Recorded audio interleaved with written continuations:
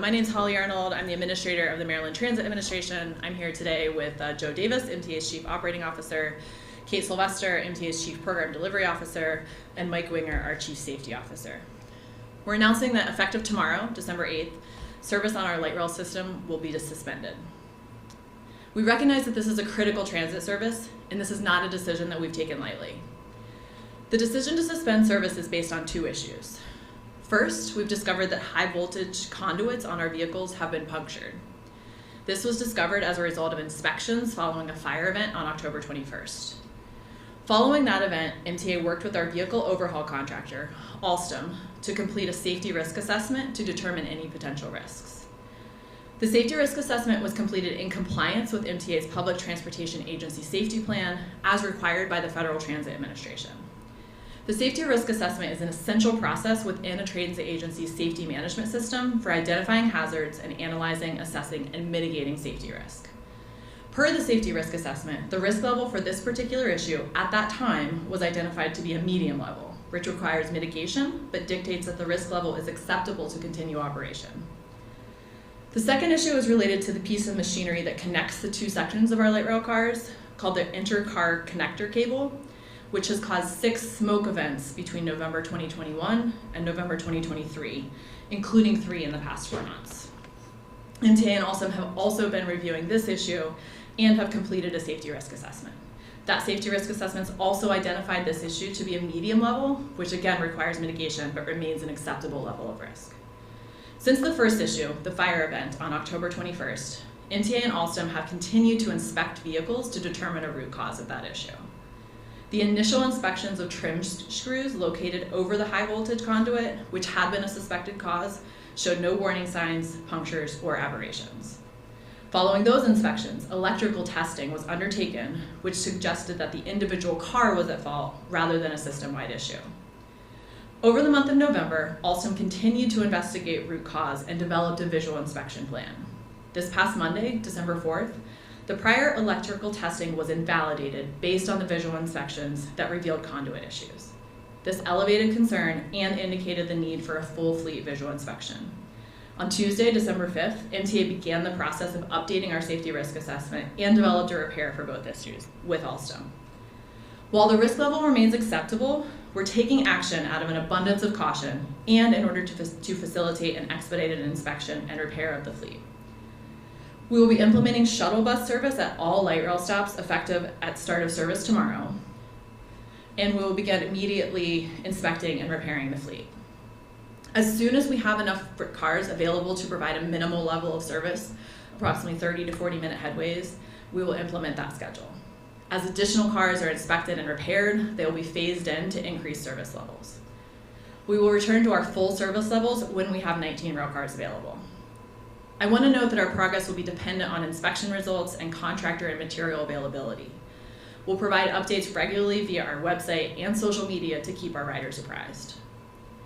And I again want to let our riders know we understand what a significant impact this will have, and we're going to work to mitigate those impacts where possible. The safety of our riders is paramount, and we must act with that in mind. So thank you, and my team and I are available to answer any questions you may have. How much did the budget cuts have to do with this suspension? This issue is not related to the budget cuts. This is a prior overhaul that we've been doing, and we discovered the issues related to that. Right off the budget, how much is all these repairs going to cost? The overall overhaul project has a budget of about $160 million. These repairs are going to be included as part of the warranty work that we're doing with Alstom. Was anybody injured in any of the incidents where there was a fire or smoke? In the fire event on October 21st, one rider had a minor injury, and then on one of the smoke events this year, one of our police officers suffered minor injuries from smoke inhalation. Can you talk more about the timeline that you all plan on, phasing these cars back into service, and when you all expect everything just to be back up and running? So we're going to start immediately with inspections and repairs. I can't give a timeline because it really is going to depend as we get in there and start doing these inspections and get a better handle of kind of what's going on. But again, as soon as we can possibly restore service, we will. In the meantime, we're going to have shuttle bus service to provide access for our riders. Could you briefly talk about what the damaged parts do? Like, can you explain to us what they are? Sure. So the first on the conduits that have holes on them. So essentially the conduits run along the side of the train, providing electrical voltage from the pantograph, which is the machinery on top of the train that connects to the catenary, down to the traction power motors, which actually run the train. And then the intercar connector. So that is in the articulated part of the train, so kind of where it's like the bendy part there. There's electrical conduit that kind of plugs in together, and that's where we've been having the smoke flashing issues. Also kind of a technical question, does each rail car have its own individual conduit, or are the conduits kind of acting with just the cars that go into service? Each rail car has multiple conduits throughout the car. Okay. So were there conduit punctures like across all of the 100 rail cars that you have in the fleet, or was this like just limited to specific rail cars? So we have 53 light rail cars, and so the initial, yes. Yep, Michigan Metro. So we had initially, again, anticipated just to be the one from the inspections that we were doing. We've done some visual inspections and have determined over the weekend that, again, it's a more systemic issue than what we thought, and that's where we need to pull the cars from service so we can inspect all the rail cars as quickly as possible. The age of the cars? The current cars range from 24 to 31 years old. Yeah, just going off that, is there a reason why they all broke at once and you just stop it all at once? Is there a reason why you weren't able to sort of schedule maintenance ahead of time to get ahead of this instead of having to shut it all down? So this is an issue, again, that we just realized this week, and in order to ensure safety for our riders, which again is our number one priority, that required the immediate inspection and repair of those vehicles. But going off your previous timetables, this maintenance was not supposed to... So this isn't a maintenance issue. This is part of the overhaul. There shouldn't be holes in the conduit, and we discovered that there are. And so essentially we have to mitigate that now. It's not a normal routine maintenance activity. If this is going to be, if you're going to use bus shuttles, is this going to affect bus routes as they are now, with availability and times? Yes, we only have so many buses and operators available, and so we will have to pull from existing bus routes in order to provide the shuttle service. And I'm assuming these shuttle buses will ride and depart at the same times that the trains usually would, like rail trains. We're going to try and mimic as closely as possible to the light rail service, but it is going to take a lot longer. I mean, it takes about 2 hours to get from end to end on a shuttle bus versus light rail is much, much quicker. But so it will be a slower service for our riders. And riders will be charged the same for this, or is this? Free shuttle bus service. It's free? Yes. Gotcha. So as far as numbers, how many people are going to be impacted by this, do you anticipate? And do you anticipate any kind of issues with transitioning the buses at all? So we have currently about 10,000 riders per day on our light rail system that will be impacted. Our team is ready to go tomorrow morning for the first pullout to make sure that they have that shuttle bus service available. So the budget cuts that were announced this week, I know that's going to slow the process for kind of bringing in those new rail cars that you're planning to overhaul. Could you talk a little bit more about that, like how the budget cuts are affecting the timeline for replacing the fleet? So the fleet replacement wasn't funded previously, so it wasn't impacted by the budget cuts. But that said, overall, we do need to look for increased funding for transit, and it really speaks to the importance of funding transit and funding it at the levels that we need. We are applying for a federal grant for replacement of the vehicles later this month, and we're going to continue to move full steam ahead with that. That said, it's a long process to buy new vehicles, and so our other priority is ensuring that the vehicles we do have remain safe and reliable for our riders. Has there been any talks with BWI, given the holiday season, people are flying into Baltimore, there's a stop right there at BWI, like any communications with BWI letting arrivers, like people coming to Baltimore know, hey, this is what's happening with the light rail, and also people who take the light rail to work there?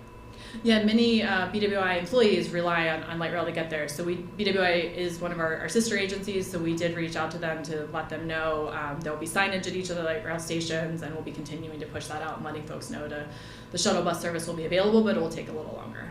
In total, how many shuttle buses will be out Joe, can you speak to that? The initial plan is 30, and then we'll be supplementing that. As you know, we have a Ravens game this weekend, so we'll have express shuttle service for the Ravens game as well. So we're in contact with the Ravens staff today to let them know, to start communicating with ticket holders that the light rail service would be suspended and that we would have the buses out there to help their folks get to the stadium. I just want to clarify one thing too, just to make sure I got my notes right. When you talk about those conduits that were punctured, were they for all of the cars on the fleet? So again, that's why we need to do a visual inspection. We have not visually inspected every car on the fleet, and so we need to do that as quickly as possible to determine what the breadth of the problem is and repair as quickly as we can. And back to the timeline, can you give any, like, until the service is up at some point? By the new year, weeks, months, can you give any insight on? I mean, as quickly as we possibly can. I think we need 8 rail cars to do a minimal level of service, and so that's going to be our priorities. How quickly can we inspect and repair those first 8 rail cars? Do you have any idea how much of a financial hit this will take with it down altogether? I would have to get back to you on the revenue impact of that.